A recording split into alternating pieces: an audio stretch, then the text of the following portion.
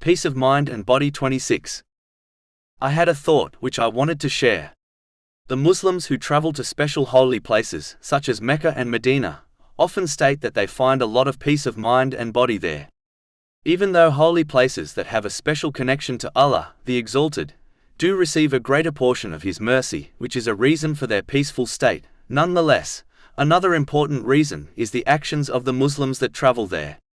Typically, the Muslims who journey to these holy places increase their sincere obedience to Allah, the Exalted, in their actions and speech throughout their day.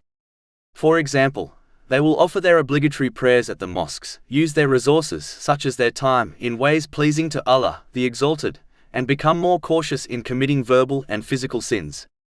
These are the conditions Islam has set for obtaining peace of mind and body. Chapter 13 Arad, verse 28.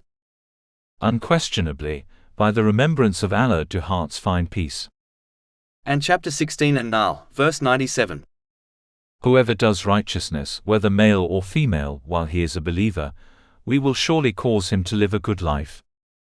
In most cases, when Muslims return to their homelands, they do not maintain this obedience in their day-to-day activities, meaning they do not continue using the resources and blessings they have been granted, such as their time, in ways pleasing to Allah, the Exalted, as outlined in the Holy Quran and the traditions of the Holy Prophet Muhammad, peace and blessings be upon him.